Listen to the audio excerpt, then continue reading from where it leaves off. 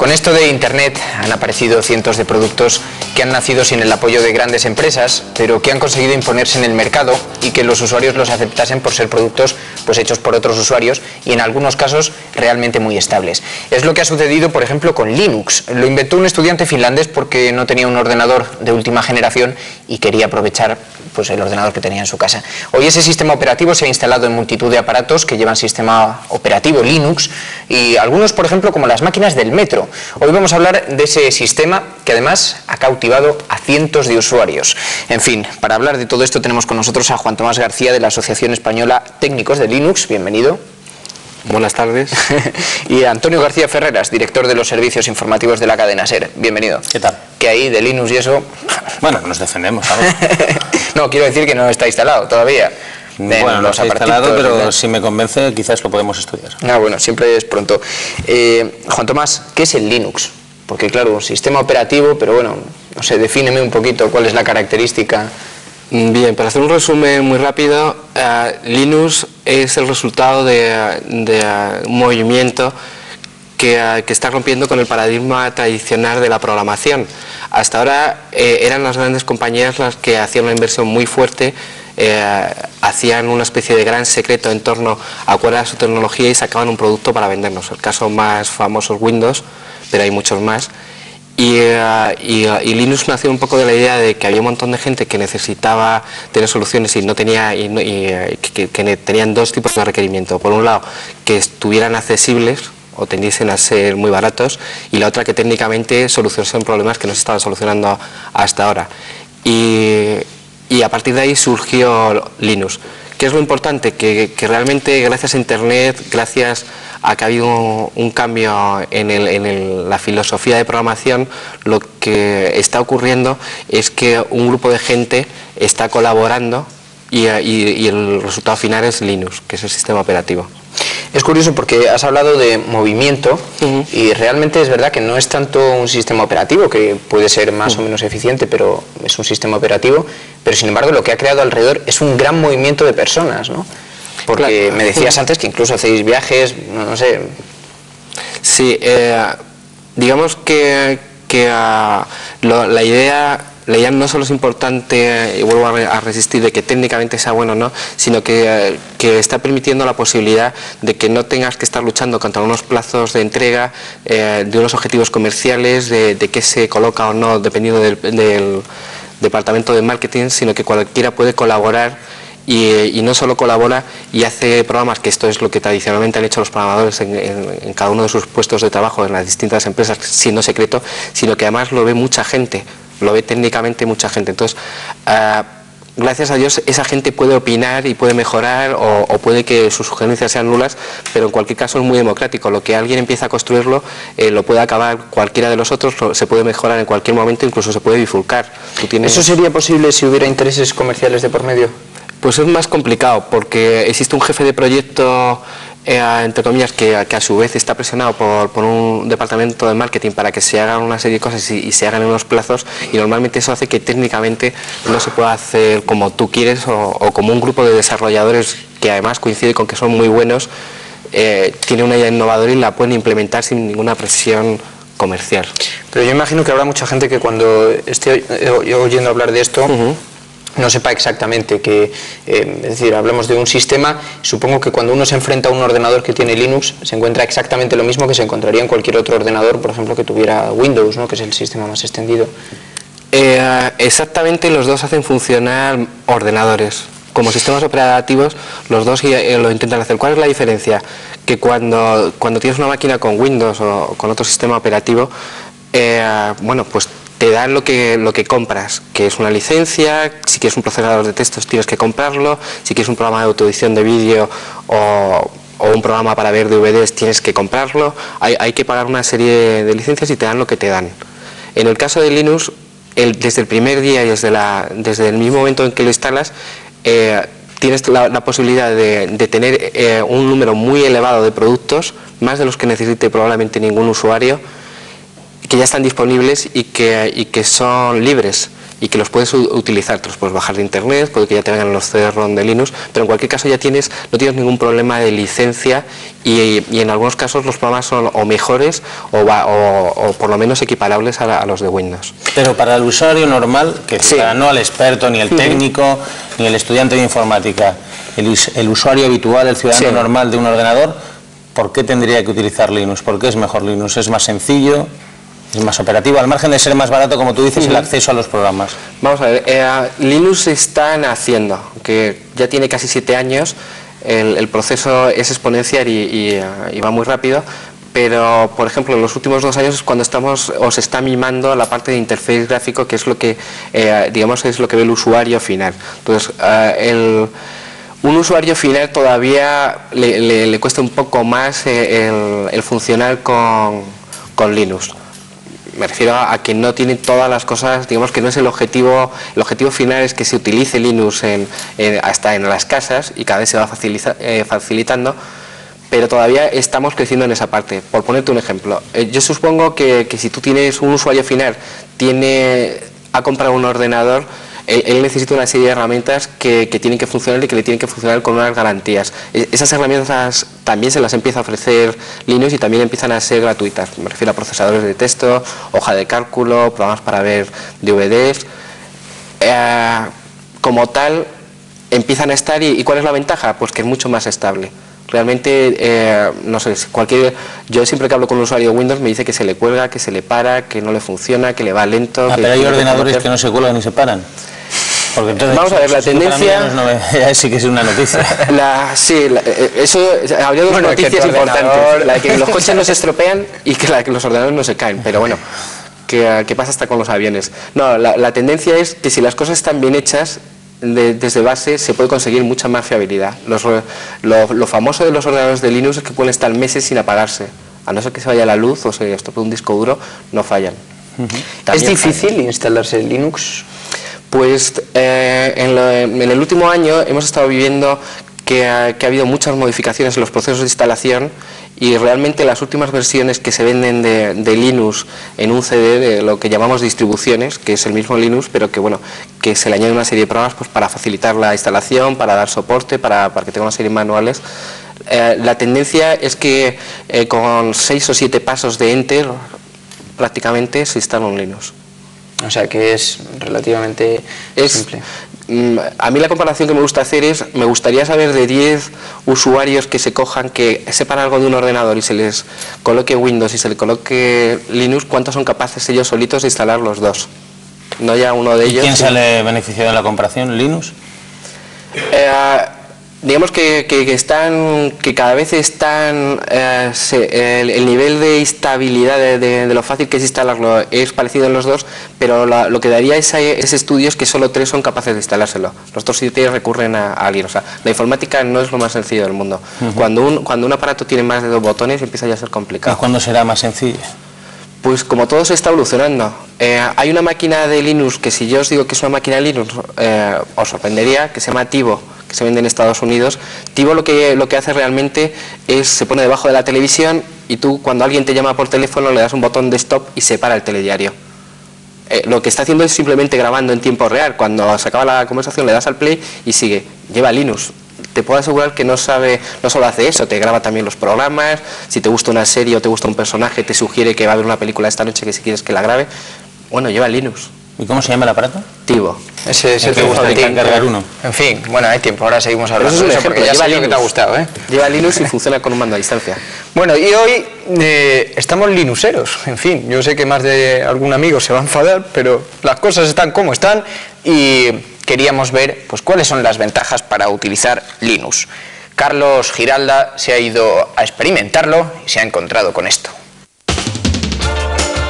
¿Y por qué tendríamos que utilizar Linux cuando alguien nos ofrece otro sistema operativo con todas las aplicaciones que podemos necesitar? Esa es la pregunta que los defensores de Linux han tenido que responder 1 y 100 veces. Pues bien, hay unas cuantas buenas razones para hacerlo. Hay una razón económica. El coste de una licencia, pues evidentemente con Linux no es elevado, ¿no?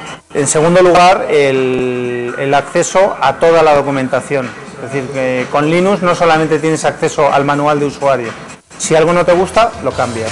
Y eso no es todo. El Linux es un sistema operativo que tiene básicamente todas las funcionalidades que puedas encontrar en otros sistemas operativos actuales.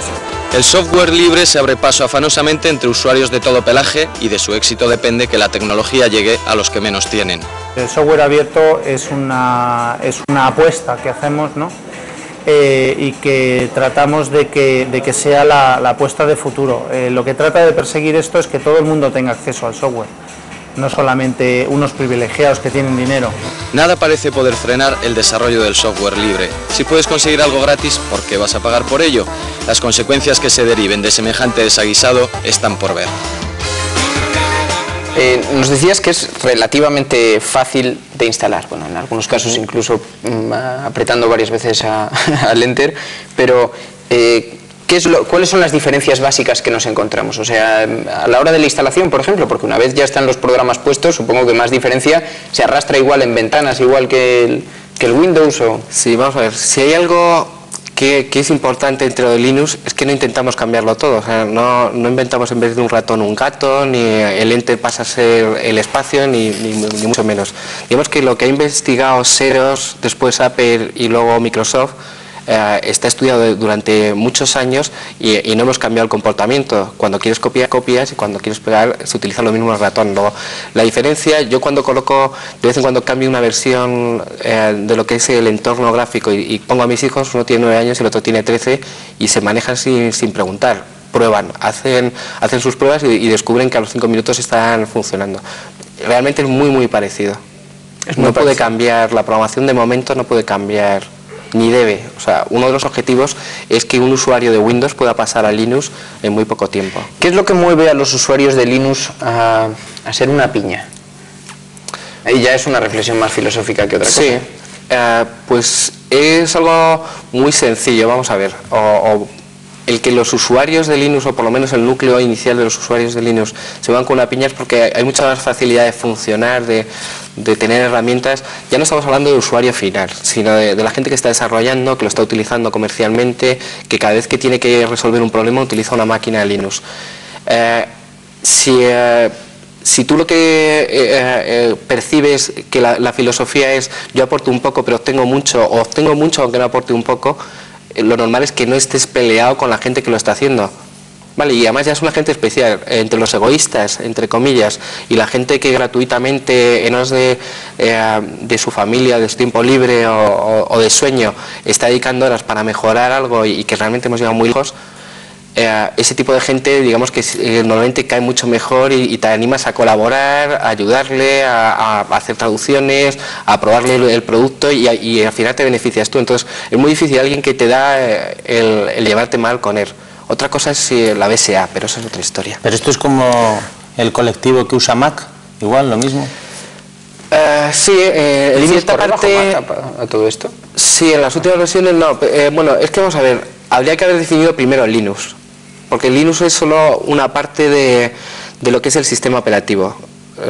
Digamos que hay una parte que es la que primero se ejecuta y la que controla todos los procesos, que es el kernel, el núcleo del sistema operativo, que es el que hizo Linux Torvald. ¿Vale? Ya se está trabajando en otros proyectos para hacer otros tipos de kernel que lo sustituyan, pero realmente lo importante es el trabajo de los últimos 25 años de la Free Software Foundation, que han hecho un montón de herramientas para llegar hasta ese kernel. Esas herramientas son compiladores de C, manejo de dispositivos y un montón de herramientas que lo que permiten es que puedas quitar eso y colocar otro kernel. Entonces, bueno, yo quiero hacer esta salvedad porque siempre se le llama Linux, pero realmente es GNU Linux, o podría ser GNU Hard o GNU Windows 2000 si Microsoft quiere meter en esa pieza clave su kernel y podría funcionar. Ese número de herramientas y todo esto es lo que permite y lo que hace que estemos más cohesionados, porque realmente conseguimos... Sí, y ahora viene eso, que es como los usuarios de Mac. Sí. Hay una afinidad por la manera, vamos a ver, los usuarios de Mac son estetas, que no sé si existe en español, pero realmente les gusta la estética de Mac, están muy relacionados con el tema de trabajos relacionados con arte, con proyectos, y yo creo que eso los une, es un motivo común. En el caso de la gente de Linux también nos gusta mucho la belleza, pero la belleza de las cosas bien hechas, de las cosas sencillas y muy técnicas, en el sentido de que es un clan, digamos que distinto lo que nos une, pero sobre todo la facilidad y la belleza que tienen las soluciones técnicas que se hacen con Linux, después de soportar durante muchos años otros sistemas operativos. ¿Tú cómo caíste en las redes de Linux? Pues es muy sencillo, yo soy muy mayor. Yo hace 17 años empecé a programar en sistemas Unix. Tuve una mala época de mi vida en la que caí en otro sistema operativo y pude comparar los dos. Y de pronto, cuando pensaba que tenía que volver a los sistemas Unix tradicionales, descubrí Linux, y que francamente era maravilloso, que funcionaba y que me daba todo lo que necesitaba. Eso es pero después de comparar y después de 17 años. ¿Y nunca se cuelga? Se cuelga, alguna vez. Todo se cuelga. Vamos a ver, un sistema, un ordenador tiene muchos subsistemas que son muy complicados de controlar y cada vez hay más variables. Lo importante no es si se cuelga o no, que eso puede ocurrir porque puede haber un fallo simplemente físico y el sistema quedarse mal, que se pare el disco duro, que entre un pico de luz. Hay un montón de variables que pueden hacer que un sistema operativo se te caiga. Lo importante es cuánto tiempo puedes estar sin que se te cuelgue, sin que pierda prestaciones. Yo tengo instalaciones con Windows NT, como no era de Microsoft no me voy a meter mucho con ellos, en los que los tengo que apagar y encender. No tengo que hacer ninguna ciencia infusa, sino apagar y encender para que el rendimiento vuelva al 100% de la máquina, porque se va deteriorando. ¿Por qué ocurre esto? Pues realmente porque el sistema no es estable. Esto no me pasa con los Linux. A mí una de las, en alguna conversación mantenida con gente de Microsoft, una de las cosas que siempre ellos han alegado es que cuando Microsoft desarrolla un programa, lo desarrolla casi multiplataforma, o sea, para que funcionen prácticamente todos los PCs de muy diferentes marcas, y claro, tiene que convivir con eso. Entonces dice, claro, es muy complicado que todas las marcas, todos los estos, pues que, no sé, que el sistema sea estable pues para que funcione en todo el planeta, ¿no? Mientras que, por ejemplo, cuando fabricas para Mac, sabes bien que fabricas para Mac. Cuando fabricas para Linux, al final, bueno, también es multiplataforma, pero quizá, bueno, pues en un tipo de ordenadores por el tipo de usuario avanzado que tiene, ¿no? Vamos a ver, me gustaría hacer una salvedad. Realmente cuando Microsoft dice que tiene su sistema operativo multiplataforma, esto no es del todo cierto. Realmente su base, el 99%, es solo Intel, ¿vale? Hay muchas más plataformas, no tiene el mismo éxito ni tanta base instalada, pero te recuerdo que hay unas 17 plataformas de hardware absolutamente distintas. Algunas están desapareciendo, otras no, otras se renuevan, pero no solo está Intel, está Motorola y cada fabricante tiene una. Eso es verdaderamente ser multiplataforma. El problema es que los fabricantes tienen que ceñirse a las reglas de Intel y de Microsoft para que las cosas funcionen, no es al revés. Ellos realmente juegan muy poco, dejan muy poco margen para funcionar. Lo realmente difícil es que tu sistema operativo, el mismo sistema operativo, te pueda rodar en un Macintosh, en un Compaq, en un Silicon Graphics. Eso es lo realmente complicado.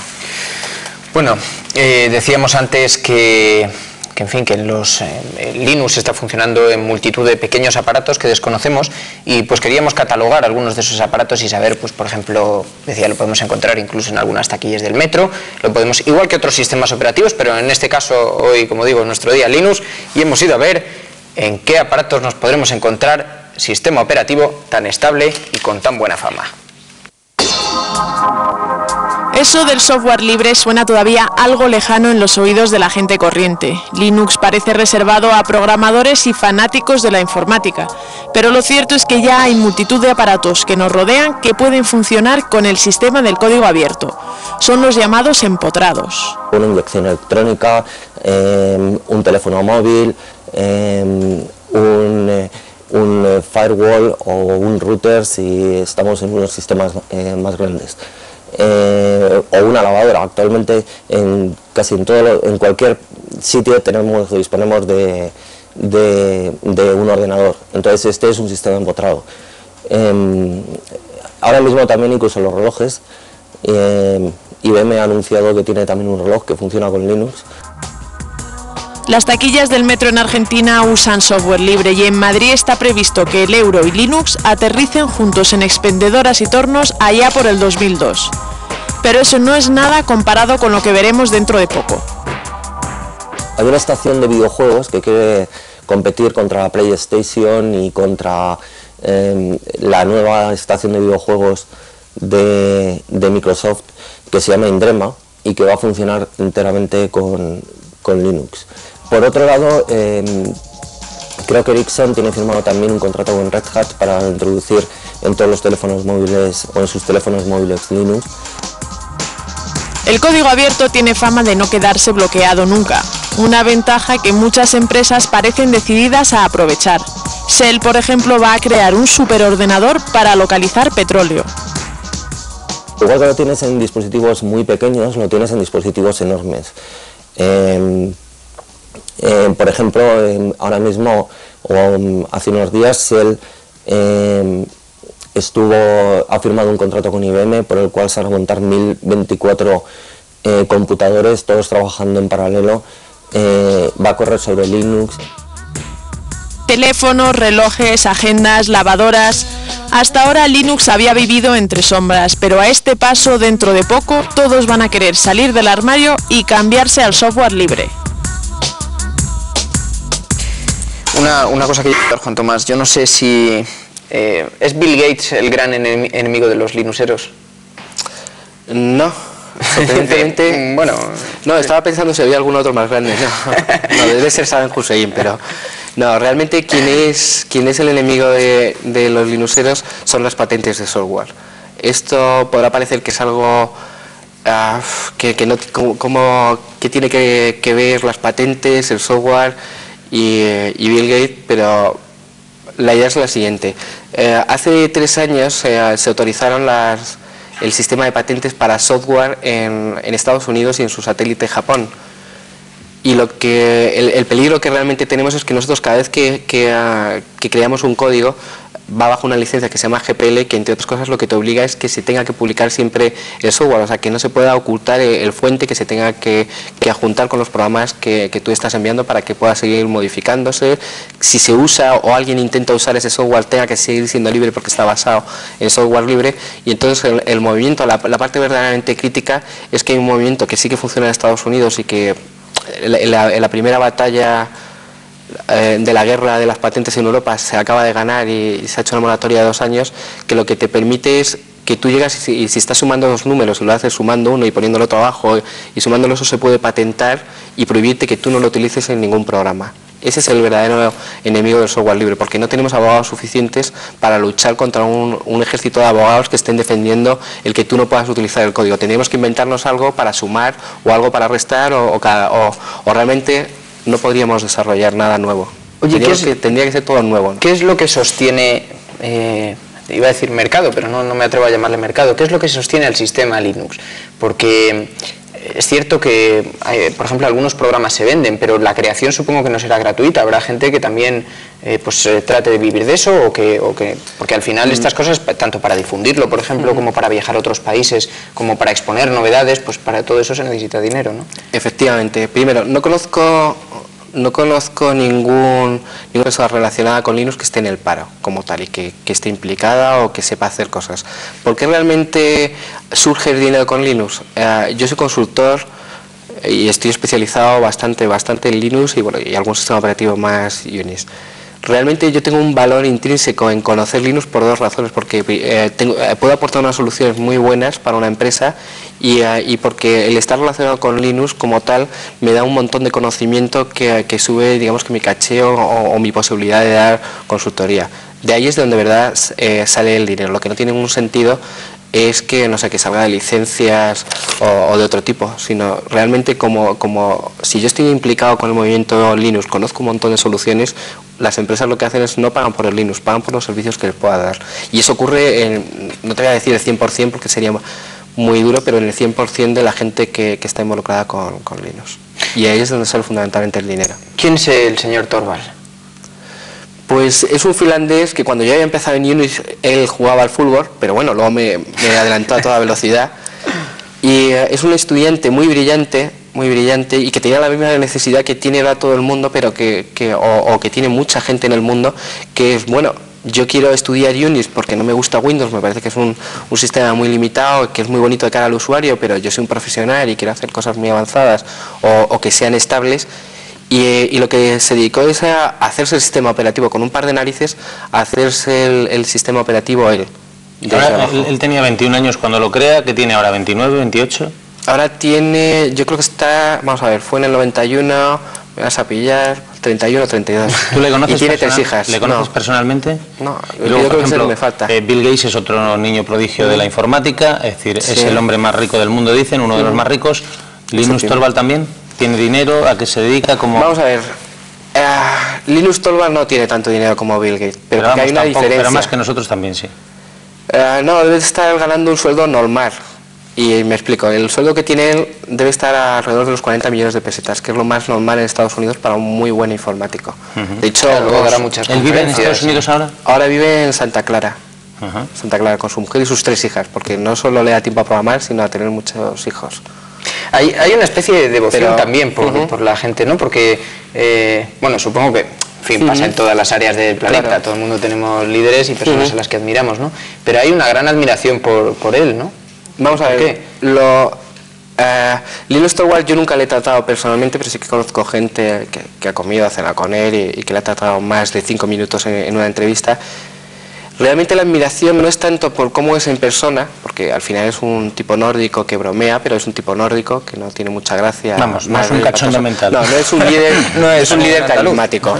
Yo se lo tengo muy claro, no se parece nada a Larry Ellison, pero lo que se admira verdaderamente de él es su capacidad técnica, lo que estábamos hablando antes de la belleza de poder hacer algo tan potente y tan simple, bueno, pues programando y que lo ves y dices, bueno, pues es esto algo bello. Yo creo que esa es la admiración fundamental que hay y que, no sé, que nos venda Microsoft, no es patrocinador del programa seguro, ¿no?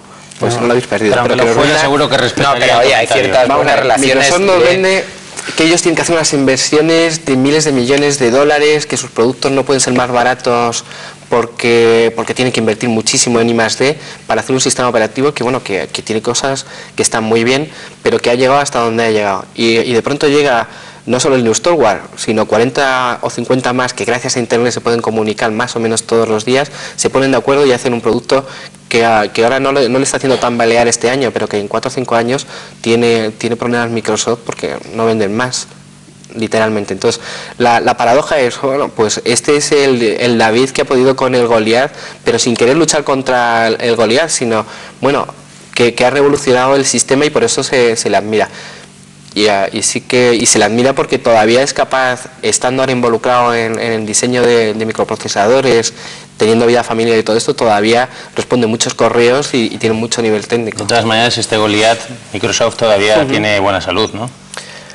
Según Ballmer, que es su presidente y de hace 4 días, no tanta. Ya me han dado el primer memorándum diciendo que ya los tiempos no van a ser tan buenos, que parece que no se va a duplicar la fortuna de Bill Gates el año que viene. Hombre, y que hay que seguir vendiendo. Qué tristeza, no lo van a duplicar. Vamos, a mí me parece, claro, pero sí que ha estado avisando de que hay que hacer menos proyectos erráticos, menos ideas, no sé, estilo Web TV y que hay que vender otros 40 millones de licencias este año. ¿Se conocen Linus Torvald y Bill Gates? ¿Han debatido alguna vez juntos en algún programa? Porque les invitamos ahora mismo, Pues bueno, primero, Linus Torvald no le gusta hablar en público. Digamos que sí que va a sus conferencias, yo le intento inventar también. Es verdad que no se publican fotografías de él, no hay imágenes de él a menudo, ¿no? No, es que realmente a él lo que le gusta es programar, estar con su familia y no tiene ningún interés por estar haciendo como hago yo. Si yo hubiese programado más, a lo mejor habríamos acabado ya todo el tema. Pero tiene mucho menos interés en estar apareciendo en prensa, debatiendo. No es como Larry Ellison, que sí que monta un show en cualquier sitio. Anda, que os vais a morder la lengua y os vais a envenenar los dos. Qué poca vergüenza. En fin, bueno, que seguimos aquí. Vamos a seguir ahora en un minuto hablando. Pero bueno, queríamos hacer la prueba y instalar Linux en uno de los, bueno, pues en una pequeña iPac. Y, en fin, Pilar de la Peña se fue, en fin, avanzó en el mundo para encontrarse y hacer el experimento.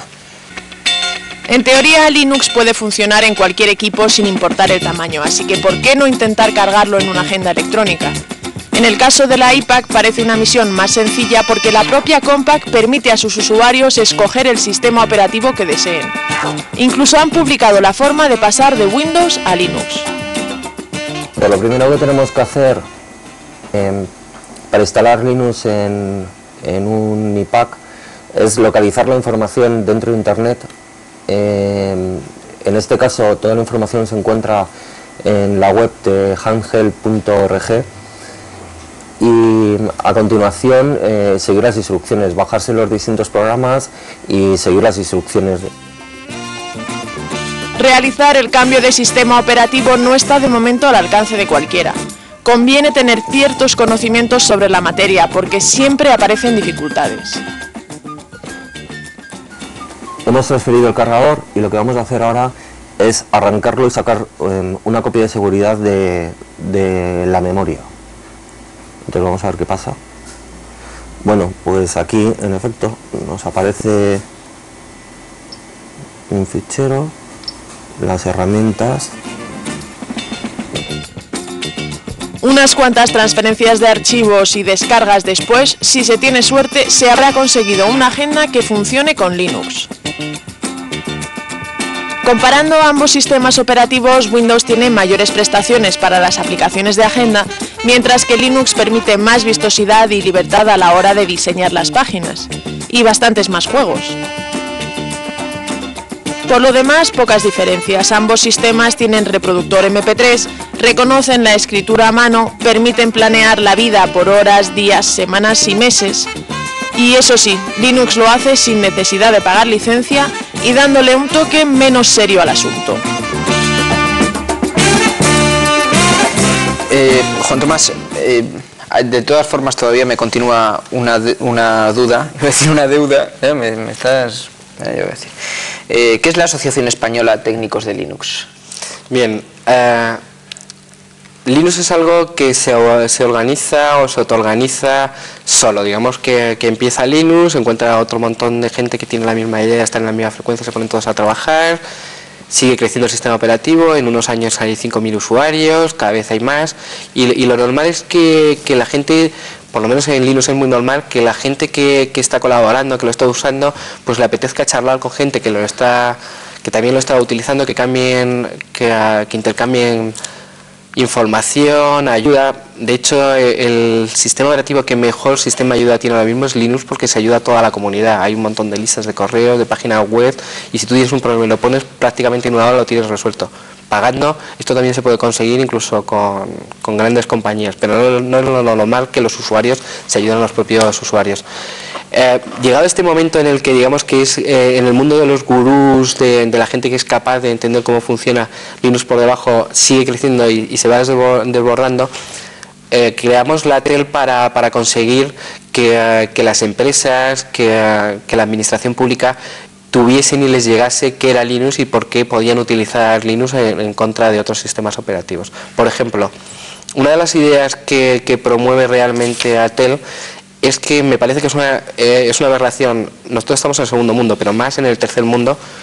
Es una aberración que, habiendo un sistema operativo gratuito, estable, fiable y que pueda hacer una serie de misiones igual que uno de pago, ya sea Solaris, ya sea Microsoft o cualquier otro sistema operativo, que se esté pagando por licencias en la administración. No se puede acusar de que sea corrupción, pero si es digamos que moralmente, como yo pago impuestos, me cuesta mucho saber que mis impuestos se utilizan para una licencia, para una máquina de Windows, cuando podría estar un Linux funcionando y sería un ahorro entre 15.000 y 30.000 millones de pesetas al año, que hay que promover. Y todo esto no surge solo, hay que ponerle energía, hay que organizar eventos, y para eso hemos creado la TEL. ¿Cuánta gente hay ahora allí? En la TEL, digamos que está formado por dos tipos de usuarios, por tipos, son profesionales o empresas. Estamos en nuestro primer año de vida, ya hay una docena de empresas y de organismos oficiales que están asociados a la asociación, entre ellas la Asociación de Técnicos Superiores de Informática del Estado, y que están muy interesados y que estamos creando seminarios, porque el problema, digamos, es que no tenemos una máquina de marketing detrás de nosotros que pueda derrochar un montón de millones de pesetas para promulgar, para hacer televisión. sino que hay que trabajar un poco más en plan guerrilla, profesional pero guerrilla. Me llama mucho la atención, y nosotros teníamos una deuda, ahora sí, con el tema de Linux, porque es verdad que ha supuesto una revolución y un fenómeno social que nosotros nunca habíamos tratado, pero vosotros incluso os habéis identificado con algunas posturas políticas. Eso yo no sé si casi se da porque es un colectivo grande de personas, o porque además todo encauza una filosofía. Tú decías antes, bueno, las diferencias primer, tercer mundo, por ejemplo, pero hay otras, como por ejemplo se han hecho algunas condenas, tampoco sé si es generalizado, pero por ejemplo contra la pena de muerte, o alguna serie de cosas así. ¿Esto forma parte, hay un colectivo realmente, por ejemplo, ser linuxero es gente de izquierdas, o como tal colectivo es un colectivo grande? Es un colectivo muy variado, no está dominado por el núcleo de usuarios o la mayor población no es Estados Unidos, sino que está muy distribuido por el primer mundo y por el segundo mundo, pero está muy distribuido. Y yo creo que no existe una posición de izquierdas. En la prensa de Estados Unidos, digamos que habitualmente eso nos llama comunistas y todas estas cosas, pero hay un ejemplo muy bueno en el que si tú, vamos a ver, estás en un país en el que las carreteras las hace el Estado, te obliga a comprar modelos de coches el Estado y tiene que ser ese tipo de coche y no puede andar otro tipo de coche, eso normalmente no se considera que es de izquierdas, en el sentido de que eso es lo que te pasaría en China o te pasaría en Rusia. Sin embargo, si tú tienes carreteras, son públicas y puedes utilizar el coche que tú quieras, eso es liberalismo. Yo creo que estamos más cerca del liberalismo que de la izquierda, en el sentido de que sí que buscamos que no haya una dictadura ni de derechas ni de izquierdas sobre el proceso del software. También está muy relacionado con que solo tienes que viajar un poco para darte cuenta de que en este segundo mundo tan maravilloso que vivimos, donde existe la siesta y estas cosas, no es todo el mundo igual. Cuando tú viajas a un país que está en crisis como Argentina o a México, que tienen sus problemas, o África, te das cuenta que, bueno, además de comer, no tienen acceso a las tecnologías y se van a seguir quedando hacia atrás. Esto es es muy duro ver que si tuviesen que depender del software propietario para desarrollarse tecnológicamente, tienen que exportar como 8 barriles de petróleo para pagar un CD-ROM a Bill Gates, que es la primera fortuna más grande del mundo, y que si no les dan derecho, le van a echar los abogados encima y la BSA para demandarlos. Te das cuenta que existe una sensibilidad. Tú te encuentras compañeros que quieren tener su compilador, hacer aplicaciones o colaborar, y que que la única vía que tienen de escape y de poder no perder el paso es esta.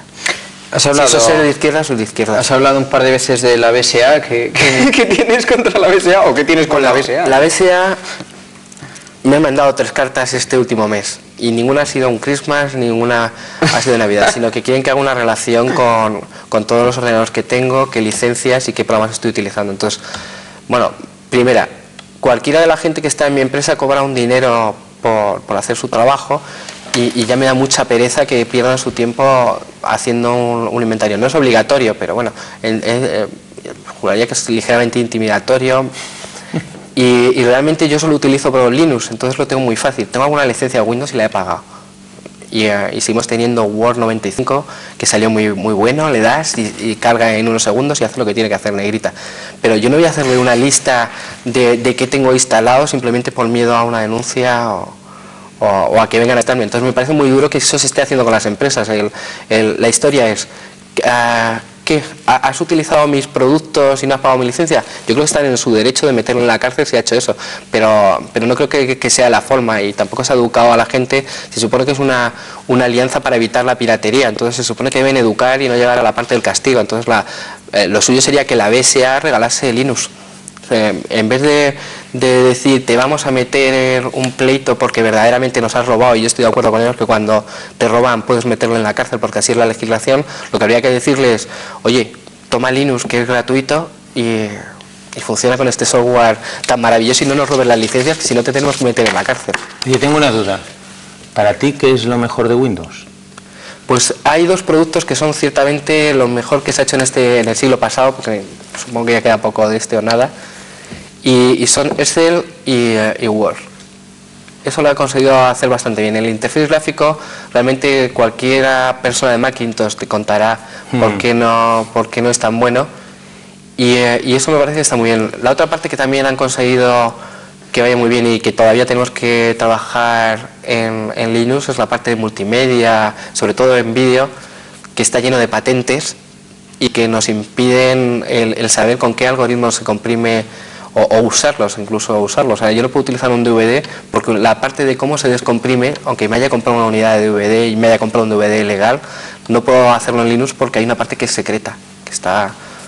Entonces eso es lo que he hecho de menos, la multimedia, y Excel y Word realmente son herramientas muy buenas, pero tenemos Genumeric que se utiliza en Wall Street porque no tiene errores de redondeo en las funciones financieras y eso pone muy nervioso a los brokers, y que va muy bien y está a punto de cogerle. Y Word también. Ha salido bien, yo creí que ibas a salir por en fin, esas preguntas. El Barcelona hablando bien del Real Madrid. Claro, pero eso se llama fair play, cosa que no he visto en el otro bando.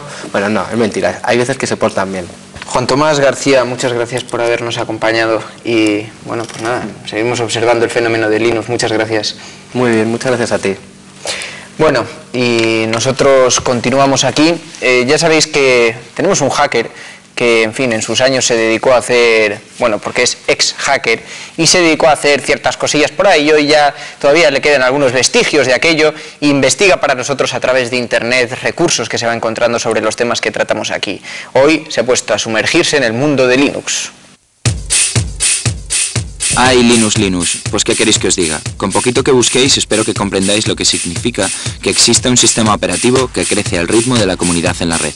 Y un personaje, Linus Torvald, que un día se levantó y dijo, joder, qué coñazo de ventanas. Linux, distribución gratuita de Unix, tiene en Internet su fuente de alimentación, una acojonante comunidad de usuarios por todo el mundo para cualquiera de las distribuciones de las que disfrutes. Podréis personalizar las X gracias a las KDE en kde.org, encontrar todo para recompilar vuestro kernel, solucionando el problema de las IRQs de la tarjeta de red, o en Linux 3D podréis por fin entender cómo compilar el kernel para que funcione vuestro chip gráfico 3D. Manzana. MK Linux es la distribución adaptada por un equipo de Apple del kernel a los procesadores PowerPC, y os aseguro que no tiene nada que envidiar a cualquiera de las distribuciones para Spark o Intel, sencillamente son iguales.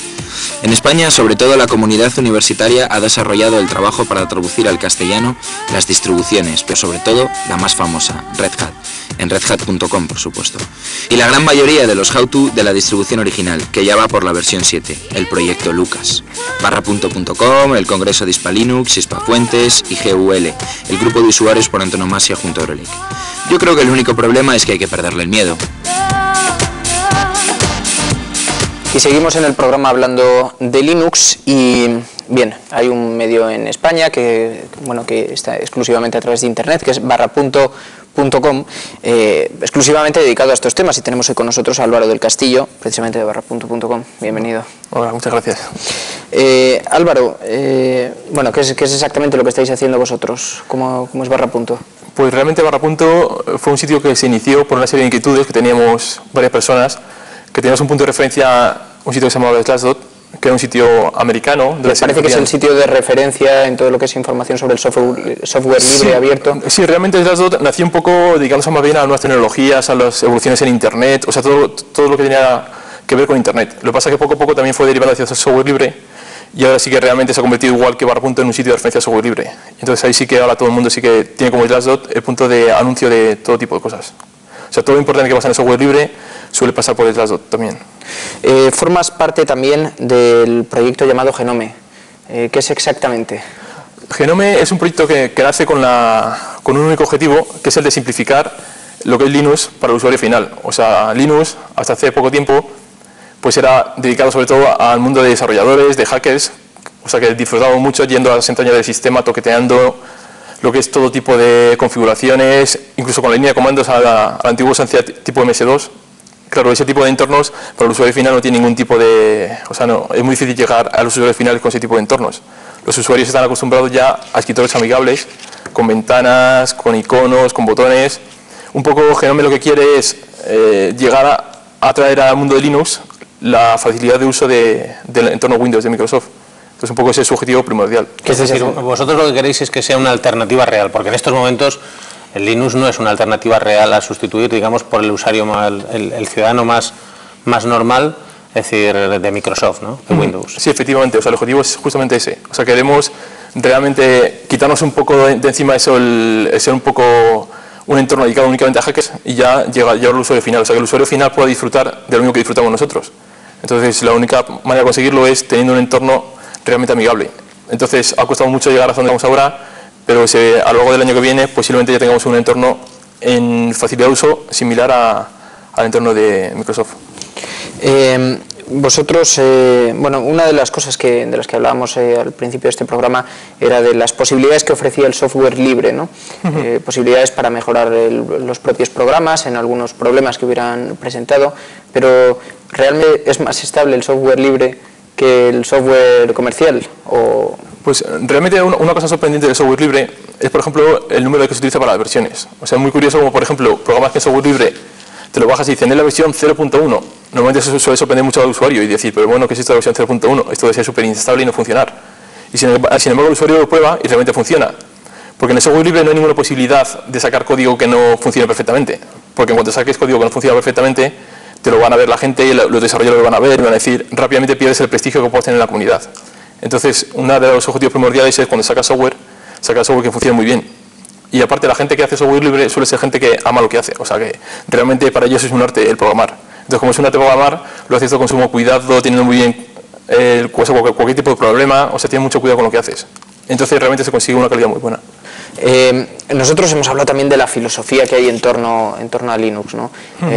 Parece que eso casi, nosotros lo veíamos casi como una forma de vivir, ¿no? Porque pues, se organizan viajes en grupos, se organizan actividades, se comunican a través de lugares comunes, como puede ser Barrapunto, pero es un poco como, no lo sé, una filosofía un poco rebelde de lucha contra cierta parte del sistema, con algunas cosas, ¿no? Sí, realmente, o sea, el software libre nació realmente como contraposición al sistema de software cerrado. O sea, el creador de software libre, bueno, no el creador, pero vamos, el que inicialmente sentó las bases, que fue Richard Stallman, lo hizo porque tuvo problemas con el software cerrado. O sea, pues la típica historia de la impresora que tenía, con un driver cerrado que no podía modificarlo para hacer lo que quería que hiciera la impresora. Entonces se cabreaba mucho de tener una impresora que era una maravilla y por culpa del software que tenía no poderlo aprovechar. Entonces le cabreó tanto que se puso a darle vueltas y al final acabó diciendo, pues esto hay que cambiarlo. Y se diseñó él una forma de hacer software que fuera un software abierto, que se asegurara que fuera abierto, que todo el mundo lo pudiera utilizar, modificarlo, distribuirlo. Entonces sí que es realmente revolucionario. Y realmente rompe con la industria del software como se conoce a día de hoy. Un poco contra... Bueno, nosotros queríamos conocer también el carácter de las personas pues que, en fin, que utilizan este tipo de sistemas y queríamos saber cómo son los linuxeros. En fin, Carlos Giralda lo ha estado investigando y ha estado preguntando y, en fin, esto es con lo que se ha encontrado. ¿Cómo serán los linuxeros? Hay quien afirma que visten de verde, tienen antenas y don de lenguas, pero este extremo no ha podido ser confirmado. Lo único seguro es que aman al software abierto como a ellos mismos y que este es su principal punto de unión. Con Linux pasaba lo que sucedió en un tiempo con los usuarios de Mac. Cuando lo conoces, lo amas. Es una relación de compenetración hacia una obra que también en parte es tuya. Es decir, no es que te lo produzca alguien para ti, es que tú también puedes producirlo y eso es lo que lo convierte en tu propia criatura, es la rosa del Principito, es tu propia rosa. Entre los múltiples estigmas que arrastran destaca el que les cataloga como izquierdistas y revoltosos, pero no parece que los directivos de IBM o Compaq, amantes de Linux, se ajusten al perfil. Hay personas que tienen una tendencia más de izquierda, yo creo que es más agnóstico frente a la política. La raíz del tema no es tanto la política como la defensa de las libertades y entendido por libertades, la libertad de expresión. Finalmente parece que les mueve el muy humano afán de ser mejores. Es la búsqueda del afán de superación, es la búsqueda de calidad en el software, es la búsqueda de mejores formas de distribución a la vez de establecer nuevos modelos de colaboración, es la búsqueda de una filosofía más de Internet, una filosofía más compartida, una filosofía que nos une más a todos que el hecho de decir yo te vendo un sistema operativo por 100.000 pesetas o te vendo una base de datos por 10 millones. Y que sus conversaciones están trufadas de asuntos comunes, si es que nadie puede ser demasiado raro. 70% Linux, 20% cerveza y un 10%, solo debo decirlo, y un 10% de los temas comunes. Hay una de las cosas de las que se habla relativamente poco. Bueno, algunas empresas usan internamente Linux, pero no lo dicen públicamente. ¿Vosotros habéis pensado en hacer alguna lista oscura para hacerle salir del armario del mundo del Linux, por ejemplo? No, realmente no va a hacer falta. O sea, realmente ya las empresas, el tipo de respaldo que podían tener antes a decir que usaban Linux, ya lo han perdido. O sea, desde el momento que IBM o SAN reconoce públicamente el uso de Linux, lo apoyan, incluso dan soporte, desde ese momento cualquier empresa, del tamaño que sea, pierde el miedo a decir que utilizan Linux. O sea, es un sistema fiable. Si lo dice IBM que es fiable, para el 90% de las empresas del mundo, y Linux va a ser automáticamente fiable. Entonces, pues por ahí no creo que haga falta ya ese trabajo. Ahora hace falta trabajo de realmente que las empresas empiecen a hacer software libre, que eso es lo realmente complicado. O sea, el lograr que el modelo de software libre empiece a imponerse entre las empresas. Porque una parte importantísima de vuestro trabajo ha sido la divulgación, ¿no? Yo creo que ha habido una auténtica campaña muy bien organizada también, o sea, muy bien dirigida, para enseñar a la gente lo que era el Linux, ¿no? Sí, la verdad es que de un tiempo a esta parte nos hemos dado cuenta de que si queremos que el Linux llegue a todo el mundo, o sea, es muy importante el hacer público cantidad de cosas de él, o sea, y sobre todo facilitar a la gente, ayudarles, llevarles un poco de la mano hacia el sistema. Y realmente la gente que estamos en Linux realmente lo vivimos y queremos que realmente triunfe. Entonces, pues vas un poco aprendiendo los tipos de pasos que tienes que ir dando para acercarlo. Entonces, ahora uno de nuestros objetivos, pues por ejemplo, con sitios como Barrapunto, es acercar a la gente de software libre, las tecnologías, hablar con ellos, enseñarles cómo funciona, explicarles un poco eso en las bases y sobre todo que no se pierda el espíritu original del software libre, que es un poco el compartir el código y que todo el mundo pueda aprovecharse del trabajo de los demás. Decías antes que bueno, se han incorporado una serie de empresas de muy conocido nombre, muy reconocidas como IBM, como HP, al mundo del Linux, ¿no? Que están utilizándolo y lo están aplicando y están creando aplicaciones incluso. ¿No crees que esto frenará un poco el espíritu ese contracultural que tenía el propio sistema? Sí, realmente están empezando a haber fricciones importantes entre las empresas y la comunidad de software libre. O sea, son dos mundos totalmente diferentes. O sea, la comunidad de software libre en ningún momento tiene entre sus objetivos el sacar dinero de esto, mientras que las empresas es prácticamente su único objetivo. Entonces ha sido un choque bastante fuerte entre los dos mundos. Lo que pasa es que con el tiempo, poco a poco, las empresas acercando un poquito más hacia el modelo de software libre de la comunidad y la comunidad también acercándose un poco más hacia entender a las empresas y que realmente tienen que vivir de su trabajo. Entonces yo creo que de la unión de las dos, o sea, de las dos partes va a surgir eso, algo nuevo que todavía se está definiendo a día de hoy y que esperemos eso, que sea beneficioso para todos. Vamos, yo estoy convencido de ello. Haz un poco de adivinanza. Más o menos, ¿qué futuro ves en el mundo de los sistemas operativos y del software? ¿Cómo? Pues realmente, o sea, se está abandonando un poco el sistema operativo de por sí, o sea, está empezando a perder un poco la importancia que ha tenido hace tiempo. O sea, de hecho, Microsoft ha empezado a diversificar y realmente se ha dado cuenta de que el sistema operativo de por sí ya no tiene la importancia que antes. Ahora lo que tiene importancia, pues realmente son aplicaciones como el Office y sobre todo los navegadores, que por eso ha sido tan importante el uso de los navegadores, porque realmente el navegador va a ser lo que va a ver el usuario cuando llegue al PC, y sobre todo con los dispositivos portátiles y todo, que lo único que va a tener prácticamente va a ser un navegador con el que poder acceder a Internet y a todos los recursos que hay en la red. Entonces, el sistema operativo va a perder una relativa importancia frente a lo que es otro tipo de aplicaciones, pero realmente siempre va a estar por debajo. Entonces, es un poco complicado aventurar lo que va a ocurrir. Por ejemplo, la plataforma.net de Microsoft, que ya habla de entornos totalmente distribuidos, yo creo que van a ir los tiros por olvidarnos un poco del sistema operativo que tenemos en nuestra máquina y ocuparnos un poco más dónde nos conectamos, de qué disponemos cuando nos conectamos a la red, y un poco ahí SAN tuvo mucha visión al decir eso, que la computadora es realmente la red. O sea, realmente lo que tengamos nosotros para entrar va a importar poco. Realmente lo que va a importar es a dónde entremos y a qué red y qué recursos dispongamos de la red. Y en ese sentido se habló mucho del PC tonto, de un PC que no tuviera capacidad para tener almacenado nada en su disco duro, porque todo lo recoge de Internet, incluso los propios programas los abren en Internet y los estamos utilizando en Internet, ¿no? Sí, en ese sentido, pues se habla mucho del tema, se han hecho bastantes apuestas y de hecho Linux también está empezando a entrar bastante fuerte en ese mundo, y yo creo que ese mundo va a venir un poco por los dispositivos empotrados. O sea, los PCs, o sea, los terminales tontos siguen siendo muy voluminosos y poco manejables, y además no son portátiles. O sea, lo realmente importante de un poco la revolución que se espera que haya son los dispositivos empotrados pequeños. Pequeños dispositivos y la televisión interactiva, que precisamente la semana que viene aquí en Nemotecnia tendremos un programa especial dedicado a la muerte del PC. En fin, también tenía que decirlo. Antonio, no sé. Pues nada, de la subversión y la rebeldía que llegará a la luz, ¿no? Porque yo veo que a ti lo que más te gusta aquí del asunto es eso, ¿eh? No, hombre, me parece interesante, ¿no? Es decir, que se han rebelado, digamos, contra el sistema establecido y buscan una alternativa. Que incluso antes preguntabas tú, ¿es más estable el software libre? Yo no sé si es más estable, yo estoy convencido que va a ser más barato. Desde luego va a ser más barato. Lo que intentamos es que realmente no sea esa a lo que se dé más importancia, pero vamos, es un hecho fundamental. O sea, el software libre no vas a pagar licencias por el software. O sea, tú vas a poder copiarte software libre, dárselo a quien quieras, hacer todas las copias que quieras, incluso montarte chiringuitos de vender CDs de cualquier distribución de Linux, que es como si vendieras Windows, llegas a tu casa, lo copias y te pones a vender en el metro. Eso ahora mismo es ilegal, con Linux no va a ser ilegal. Entonces, realmente va a ser súper sencillo que todo el mundo tenga su copia de Linux. Entonces, realmente va a ser más barato. Ahora, yo lo que pido es que hagan una buena versión para los que no somos expertos y que podamos manejarlo en un entorno amigable. Ahí tenemos a Genome y también, bueno, a KDE, que no hemos hablado de KDE, pero KDE es un entorno similar a Genome con los mismos objetivos, que realmente llevaba más tiempo y que tuvo sus problemas originalmente con la licencia, pero que ya están resueltos, y que están KDE y Genome con una especie de competencia muy interesante entre los dos, a ver quién consigue llegar al usuario final primero.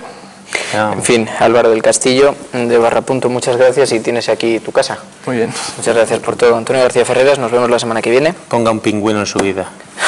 Di que sí. Ahí, en fin, la transgresión, que ese es el poder.